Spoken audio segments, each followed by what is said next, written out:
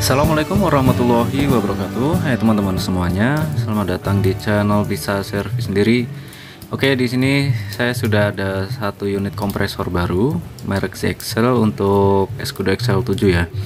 Ini saya beli di Atrium Senen, saya beli offline dan akan saya pasang di Escudo XL7 saya. Ini kondisi saat perakitan dan pemasangannya ya. Dan di bagian-bagian antara kondensor dan radiator itu saya pasang spons, tujuannya agar embusan angin lebih maksimal ya teman-teman. Tak lupa ini saya juga sekalian ganti fan belt ya, ada dua untuk Escudo. Kemudian ada penggantian puli tensioner.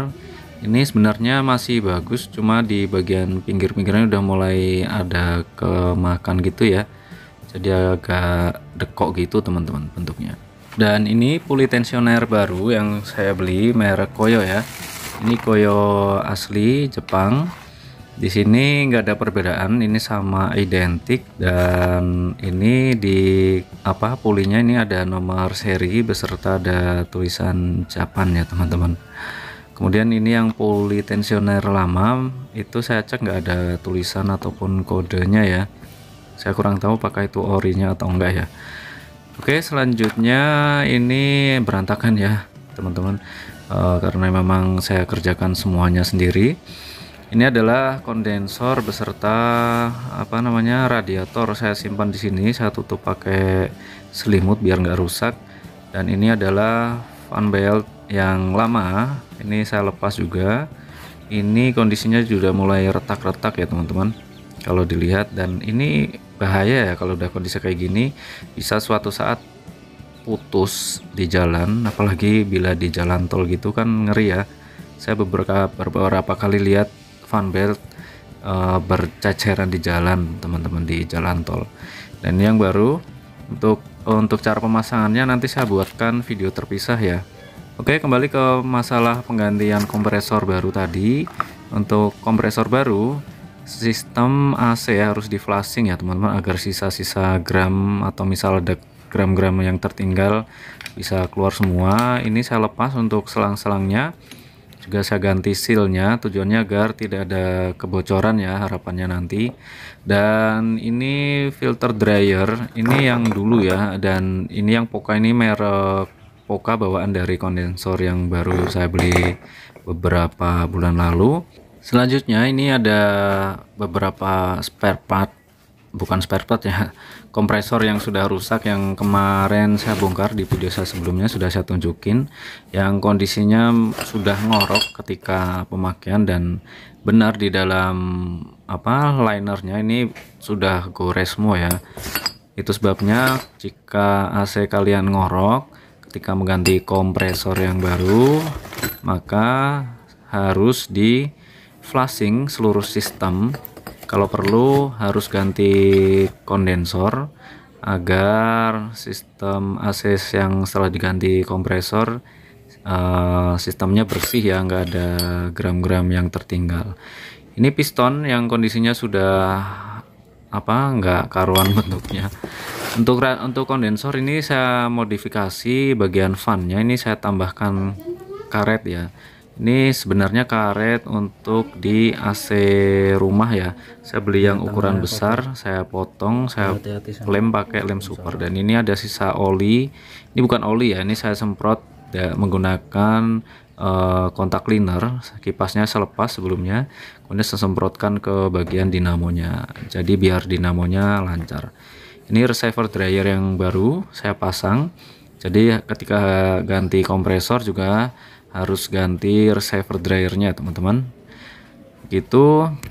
Kemudian ini adalah saat proses pemasangan, dan ini kondensornya sudah terpasang.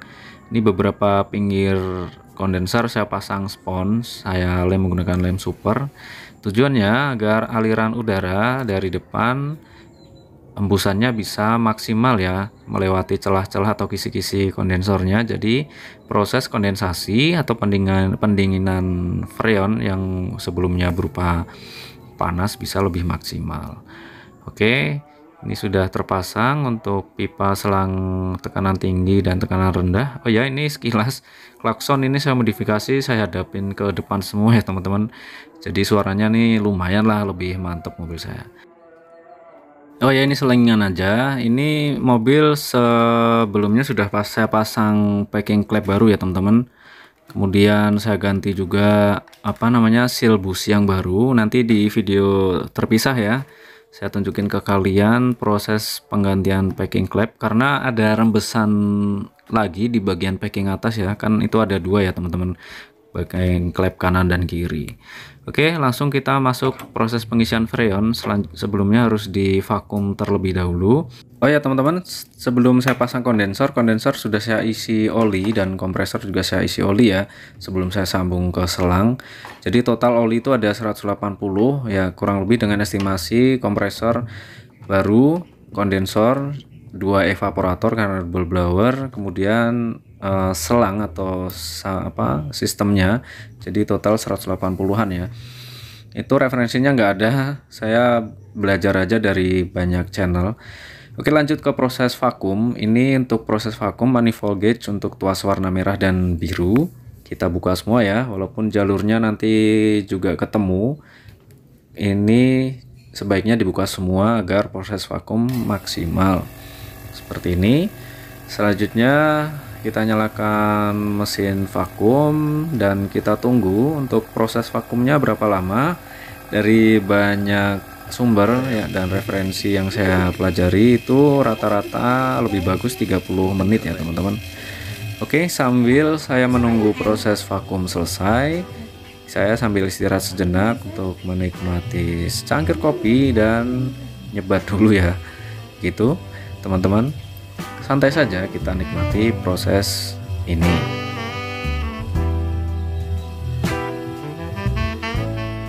Kemudian sambil menunggu proses vakum selesai, ini saya siapkan untuk freonnya. Saya pakai freon merek Clea ya. Ini adalah pinnya. Ini ada tuasnya. Kita putar ke arah jarum jam, itu posisi masuk ya, jarumnya akan menusuk ke kalengnya. Sebelum dipasang ke kaleng, ini tuasnya kita putar berlawanan jarum jam agar jarumnya keluar ya, maksudnya jarumnya nggak menusuk gitu. Selanjutnya kita pasang ke ujung kalengnya, kita putar sampai cukup erat.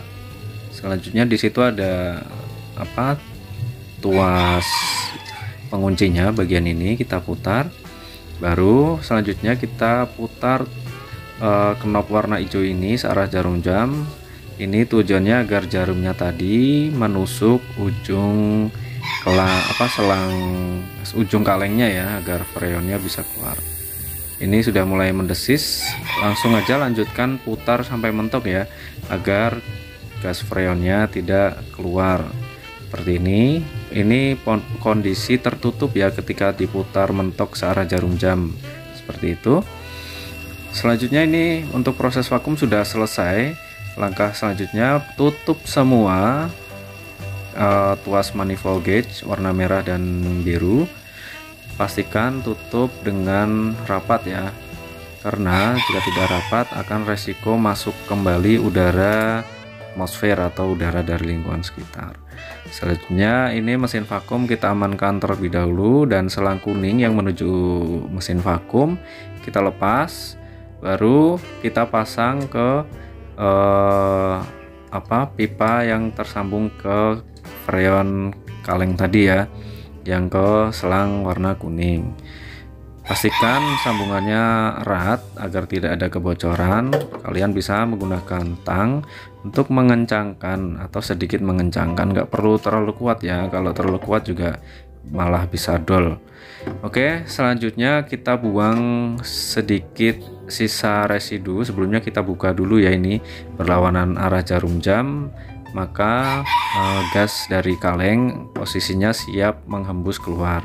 Karena manifold gauge masih tertutup, jadi freon belum masuk ke sistem ya. Ini kita buang dulu residu di selang kuning karena tadi terlepas dari mesin vakum, sedikit saja. Nggak dilakukan juga katanya nggak masalah, namun ini sebaiknya saya lakukan agar gas freon yang masuk ke sistem AC mobil benar-benar murni, walaupun tidak 100%, begitu ya. Selanjutnya untuk pengisian pada mesin mati atau AC mati lewat yang manifold gauge warna merah ya. Ini caranya bisa kita buka yang warna merah aja, kemudian kalengnya kita balik agar proses masuk ke selang tekanan tinggi bisa cepat ya. Secukupnya aja, kurang lebih sampai 40 PSI. Kalau kondisi kosong itu kompresor nggak bisa nyala teman-teman saat dinyalakan. Jadi tujuannya apa? Saat dinyalakan AC nanti kompresor bisa menyala, karena disitu kan ada sensor tekanan yang terhubung ke kondensor atau di reservoir dryer itu teman-teman. Selanjutnya untuk proses pengisian freon, kita nyalakan mesin dan nyalakan AC ya. Kemudian untuk mengukur suhu, ini saya sudah menyiapkan pengukur suhu kabin dan suhu yang bisa kita cek langsung ke lubang kisi-kisi AC. Selanjutnya kita tutup semua jendela, kemudian kita nyalakan blower. Sarannya sih ke maksimal ya, namun ini saya bikin di blower nomor 2. Kemudian untuk suhunya saya bikin ke maksimal ya, yang di bawah 20 derajat. Kemudian nyalakan kompresor. Selanjutnya kita keluar dan melanjutkan proses pengisian freon ya teman-teman.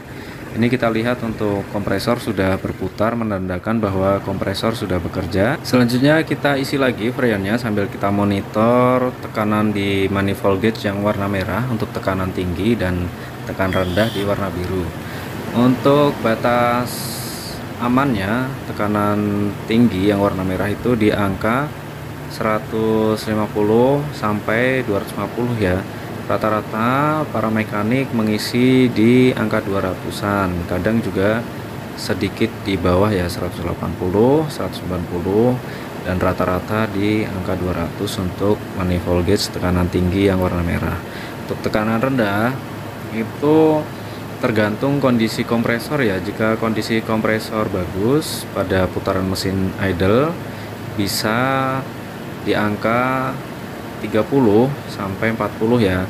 Pada kompresor baru biasanya lebih rendah ya tekanannya, dan itu lebih bagus, bisa sampai 15 PSI. Untuk kompresor baru saya ini bisa nyampe 15 PSI ya, dengan catatan jumlah freonnya pas, tidak berlebihan, seperti itu. Oke, untuk pengisian freon saat AC on, jadi yang dibuka tuas biru aja ya, jangan sekali-kali membuka knob warna merah karena tekanannya itu tinggi, bisa beresiko kaleng freon AC kalian meledak teman-teman. Jadi caranya seperti ini aja, kita buka tutup yang tuas warna biru, karena prosesnya memang harus pelan-pelan ya teman-teman untuk masuk freonnya saat mesin mobil on, AC mobil on, sambil kita pantau terus tekanannya. Jika tekanan yang high pressure yang manifold gauge warna merah sudah tercapai, ini nanti saya bikin di angka 200 ya yang tekanan tingginya. Jika sudah tercapai ya kita sambil pantau apakah kompresor mati atau tidak.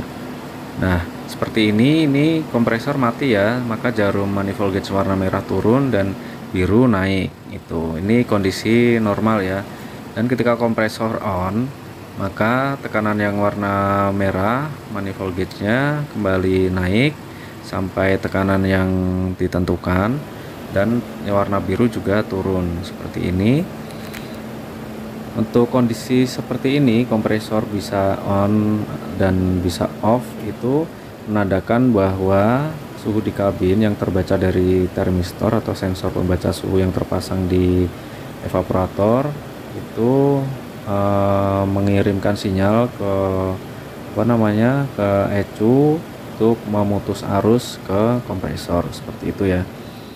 Oke teman-teman, ini kita lihat kondisi cut off dari kompresor itu seperti ini ya. Kita lihat untuk di bagian kompresornya ini kondisi kompresor on, jadi saat berputar maka tekanan yang merah tadi naik ya, seperti itu, dan tekanan yang warna biru turun. Itu cara mudahnya ya.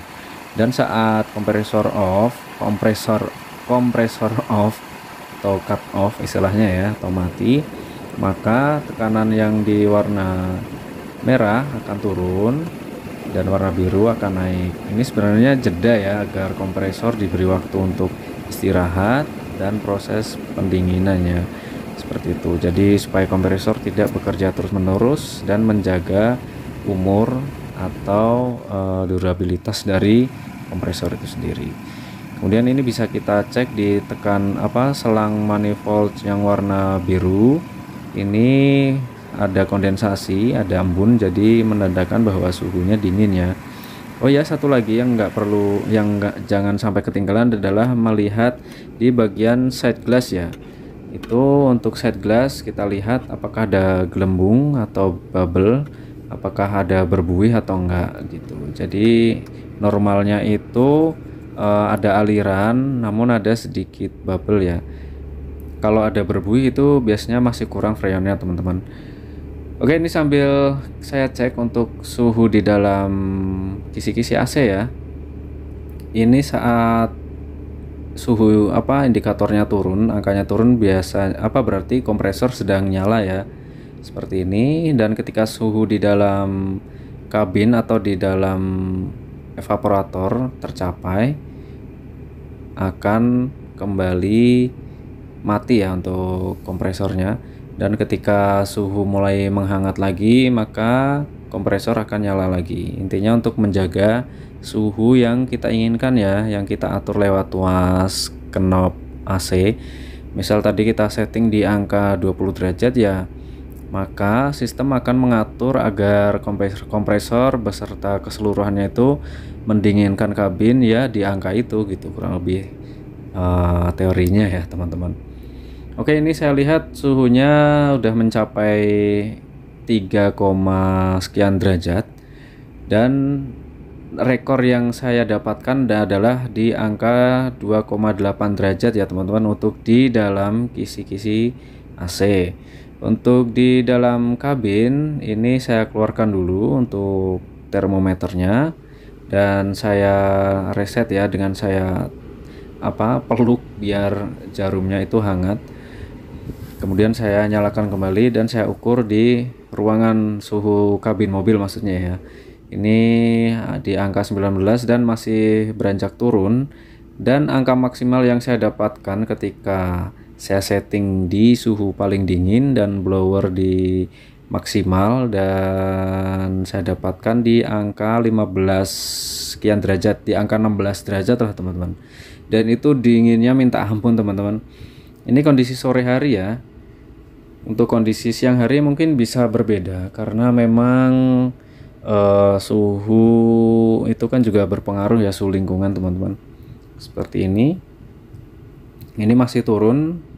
Intinya nanti sampai di angka 15, sekian derajat teman-teman ya. Saya bulatkan di angka 16 derajat ya. Menurut saya ini sudah sangat dingin dan saya juga nggak kuat kalau AC terlalu dingin teman-teman. Paling saya setting di angka 24 sampai 25 derajat dan blower juga saya dinginkan biar kompresor juga awet juga ya, nggak bekerja dipaksa kerja keras gitu teman-teman. Oke, seperti ini untuk hasil dari penggantian kompresor baru. Kemudian juga setelah di flashing di freon, hasilnya mobil saya ini jadi maksimal ya untuk pendinginannya. Oke, kembali ke manifold gauge tadi. Ini saya pantau juga masih bekerja, tekanan rendahnya di angka 20-an, tekanan tinggi mendekati angka 200 ya. Untuk jumlah freonnya itu nggak nyampe 2 kaleng teman-teman, ternyata untuk double blower mobil Escudo ini belum nyampe habis 2 kaleng itu sudah tercapai dinginnya, dan saya nggak berani nambahin lagi ya, takutnya malah kompresor kerjanya lebih berat.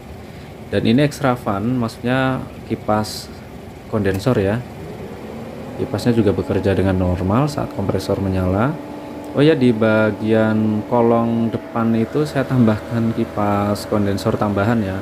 Ini tambahan aja, walaupun nggak terlalu signifikan, namun saat kemacetan mungkin sedikit membantu ya untuk memberikan hawa dingin dari depan, karena kalau macet kan nggak ada hembusan langsung dari udara di depan ya. Ini rakitannya. Untuk rangkaiannya kalian bisa lihat di beberapa channel YouTube lain. Saya belum bikin ya, belum sempat bikin untuk cara merakitnya gitu teman-teman. Oke teman-teman, mungkin itu aja yang bisa saya bagikan ke kalian. Kurang lebihnya mohon dimaafkan dan dimaklumi. Terima kasih kalian sudah menonton. Semoga video ini ada manfaatnya. Akhir kata dari saya, wassalamualaikum warahmatullahi wabarakatuh.